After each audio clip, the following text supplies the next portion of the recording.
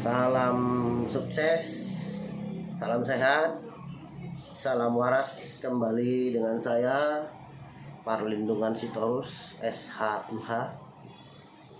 Ini saya mau menanggapin kebijakan terbaru Kementerian Agraria dan Kementerian Agraria dan Tata Ruang, ART, BPN, Badan Pertanahan Nasional, yang mewajibkan masyarakat yang hendak menjual beli tanah, ya jual beli tanah dan bangunan itu wajib menyertakan kartu BPJS, kartu penyertaan keanggotaan BPJS.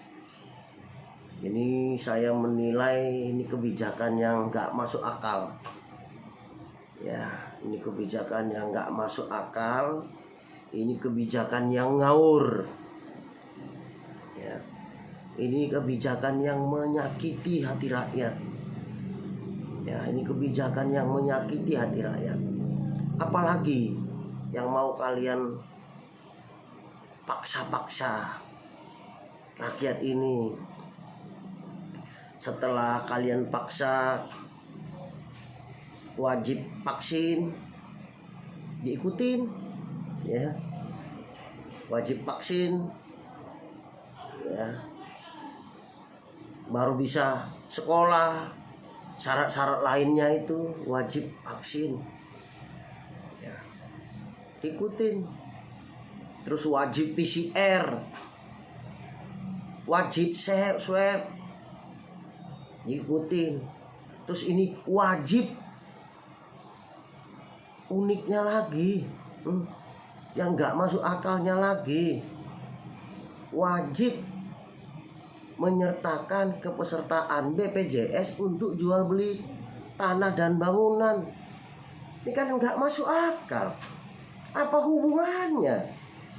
Nggak ada hubungannya. Alasan dari dalil itu ya, atas instruksi presiden katanya, untuk ya, mewajibkan jaminan kesehatan nasional, memanfaatkan jaminan kesehatan nasional. Instruksi presiden disalahartikan oleh Kementerian ART ini. Disalahartikan. Instruksi itu bukan untukmu, bos. Nggak ada hubungannya jual beli tanah dengan BPJS. Dan lagi, ya, lagi saya ini bingung, ya, BPJS uangnya kemana? Ya, saya pernah kalkulasi. Apabila saya jadi presiden, saya bilang, apabila saya jadi presiden, ya, rakyat bayar KTP, bayar 50.000 untuk ngurus KTP, maka akan sakit masuk gratis. Nah, cuman satu kali bayar KTP, ya, gratis. Saya pernah kalkulasi itu. Hitungannya 50.000. Rakyat Indonesia itu 250 juta. 250 juta penduduk Indonesia. Oke, kita buang separuh-separuh. Nah, kita buang separuh-separuh. Dewasa 150. Anak-anak 100. 150 juta kali 50.000, udah berapa nolnya, bos? Sudah nggak terhitung nolnya itu. 50.000 kali 150 juta penduduk rakyat Indonesia. Bisa gratis. Gratis. Lah ini BPJS setiap bulan bayar. Tapi masuk rumah sakit nggak ada harganya. Nggak ada harganya. Peserta BPJS, Bapak BPJS, ya Pak BPJS, ngantri dulu. Saya pernah pakai BPJS. Tapi saya disuruh ngantri, nggak ada harganya. Bapak peserta BPJS. Iya Pak, Bapak ngantri dulu. Akhirnya saya nggak mau ikut BPJS. Saya bilang umum. Pak, saya umum. Saya diduluankan. Apa untungnya ikut BPJS? Ayo kita BPJS buka-bukaan. Ayo kita buka-bukaan. Hitung-hitungan. Berapa penduduk Indonesia yang sudah bayar BPJS? Kali berapa ratus penduduk? Nolnya itu sudah tidak terhitung. Ya. 150 juta aja. Ya, 150 juta. Nolnya itu sudah 7. Ya. 150 juta nolnya sudah 7. 50.000 nolnya 4. 4 tambah 7 berapa? 11. Sudah 11 nolnya. Berarti triliun. Kalau miliar 9 nolnya. 11 triliun. Sudah. Itu hitung-hitungan kasar. Itu orang goblok yang ngitung. Ya, itu hitungan orang awam. Itu hitungan orang awam. Ya beda lah kalian orang-orang pintar tapi kok bodoh-bodohin rakyatnya. Itu terkait dengan BPJS. Terus yang kedua terkait dengan tes PCR sama swab. Saya kemarin pulang ke Medan. Bisnis. Hanya bisnis. Saya tanya teman saya Surabaya, karena saya takut anak saya mau pulang telat PCR-nya. Ya, karena waktu PCR-nya nggak bisa, saya tanya, loh bisa nggak ngurus PCR?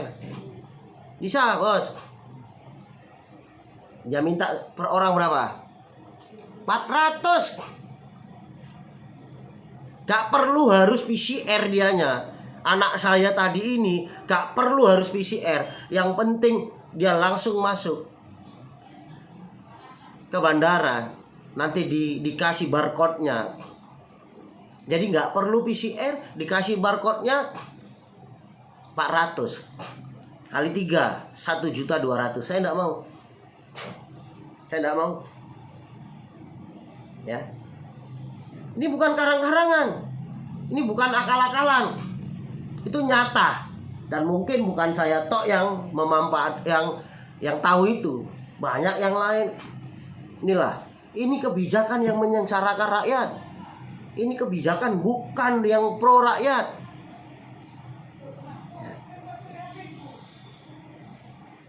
Terus paksaan vaksin.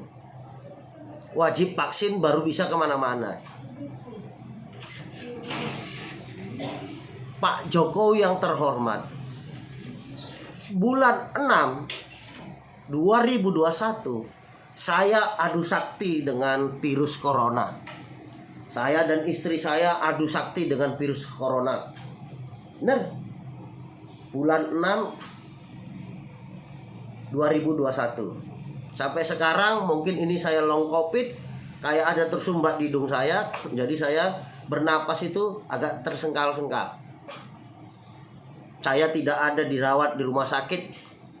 Bahkan satgas COVID pun tidak ada yang datang. Tidak ada yang peduli. Padahal dibayar dengan gaji rakyat, uang rakyat. Tidak ada yang peduli. Ya. Saya isoman di rumah sendiri, beli obat sendiri, apotek sendiri. Saya tidak mau ke rumah sakit. Saya coba ke rumah sakit Bewok Besar, RKZ, kemana-mana saya coba, tidak ada, nolak semua. Akhirnya saya isoman, adu sakti dengan virus corona. Saya adu sakti dan istri saya. Tapi Tuhan belum berkehendak. Ya. Saya masih diberi kesempatan hingga saat ini hidup untuk melihat ketidak pronya kalian kepada rakyat.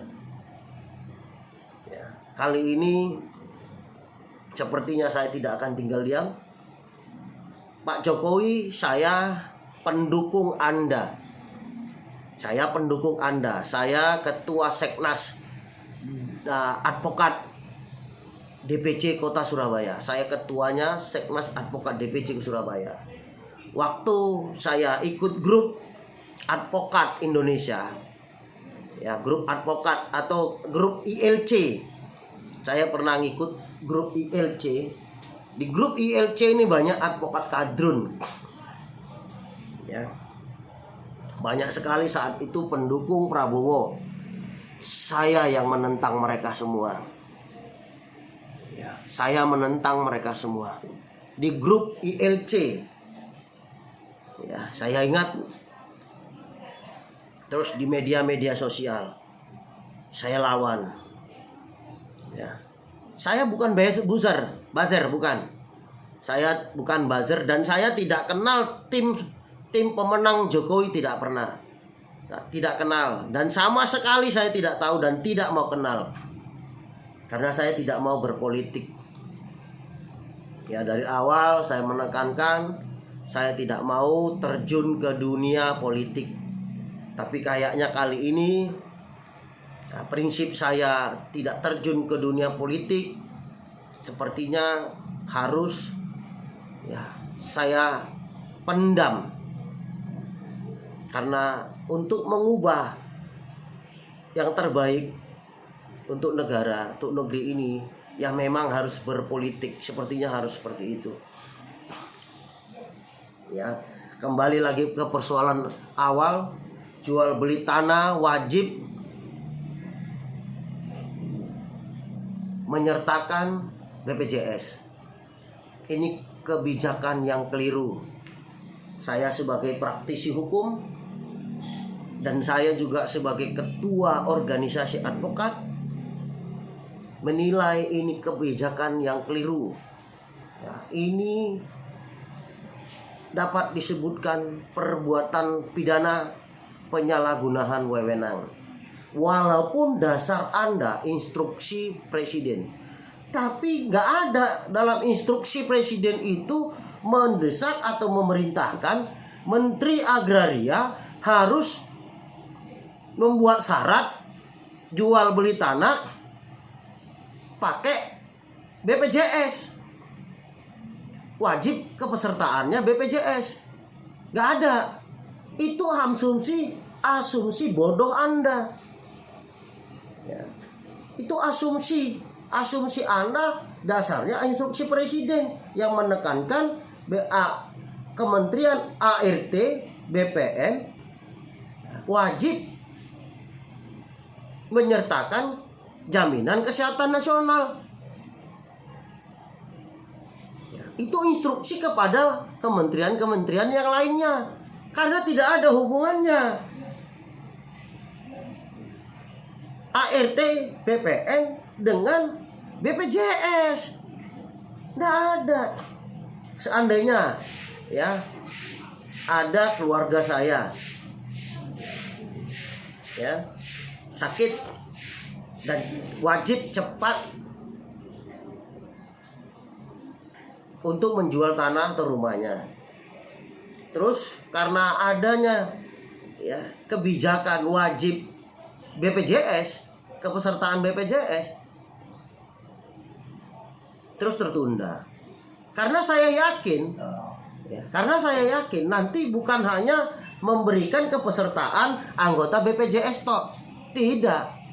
Nanti pasti ada imbal-imbalnya, wajib melunasin.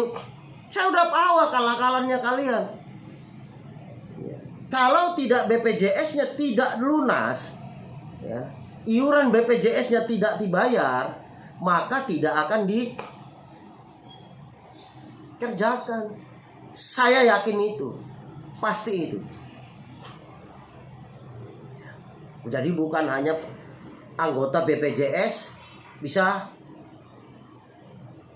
diurusin jual beli tanahnya, enggak. Saya yakin wajib lunas. Wajib lunas. Kalau PBB, iyalah benar ada hubungan hukumnya. wajib lunas. Nah, tapi BPJS apa hubungannya, Bung? Gak ada. Ya. Saya akan buatkan pengaduan.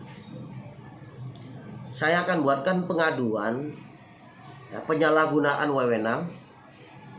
Ya, dugaan penyalahgunaan wewenang atas perintah Menteri ART. Saya akan buatkan itu. Apabila itu juga kurang, ya, saya akan pimpin turun ke jalan. Mungkin ini jalan satu-satunya, ya. Ini jalan satu-satunya. Pesan saya kepada pemerintahan Jokowi, Bapak Jokowi, saya hormati jenengan. Waktu anak jenengan dilaporkan pidana korupsi, saya jujur mau melaporkan balik si pelapor, tapi saya nggak bisa karena saya bukan prinsipal, tidak ada hubungannya dengan pelapor. Mungkin kalau saya diberikan kuasa, saya akan laporkan balik itu, karena saya paham betul. Ya, nanti di video berikutnya saya akan mengulas mengenai yang dilaporkan anaknya Pak Jokowi terkait tanah yang di Riau. Karena saya paham, saya tahu itu. Ya, kebakaran yang di Riau itu adik bapak saya terkena. Karena adik bapak saya punya 50 hektar sawit di sana. Dan dia terkena. Ya, jadi saya paham, nanti saya akan di video berikutnya saya akan ulas itu. Mulai sekarang saya akan aktif lagi membuat video untuk memberikan pemahaman hukum kepada masyarakat. Ya. Jadi saya bukan YouTuber, ya, saya bukan YouTubers. Ya, contoh seperti ada rekan saya sampai menjual agamanya agar dia linknya itu, channelnya itu disukai, di-share kemana-mana. Ya, sampai dia jual agamanya, dia pura-pura membela agama lain, menyalah-nyalahkan agamanya dia sendiri. Ada advokat saya itu. Jadi kalau saya menilai itu dia bukan advokat tapi YouTuber. Jadi jangan keliru. Itu nanti saya ulas juga. Ya, itu nanti saya ulas lagi. Ya, saya akan ulas untuk teman-teman advokat, ya, untuk video-video berikutnya. Jadi ya silakan, mau ditonton, mau di like, mau di monggo. Saya nggak minta. Nah, kalau kalian menilai channel saya bermanfaat, silakan ditonton. Nah, kalau kalian menilai channel saya bermanfaat, silakan ditonton. Ya. Karena penghasilan saya bukan dari YouTube. Ya, ini terus terang saya bilang, penghasilan saya bukan dari YouTube. Saya murni advokat. Ya, saya murni advokat, penghasilan saya bukan hanya dari advokat. Nanti saya ulas, memberikan motivasi-motivasi kepada rekan-rekan media sosial. Ya, bagaimana untuk mengubah diri. Ya, kita kembali lagi ke persoalan awal. Pesan saya Pak Jokowi, ya, pesan saya kepada Pak Jokowi selaku Presiden Republik Indonesia, tolong ganti. Ini harapan saya sebagai pendukungmu. Tolong ganti menteri-menteri yang membuat kebijakan yang berakhir dengan gaduh. Ya. Tolong menteri yang membuat kebijakan tidak pro rakyat diganti. Masih banyak orang-orang yang pintar, masih banyak orang-orang yang peduli kepada masyarakat. Terima kasih, salam sehat, salam sukses, salam waras.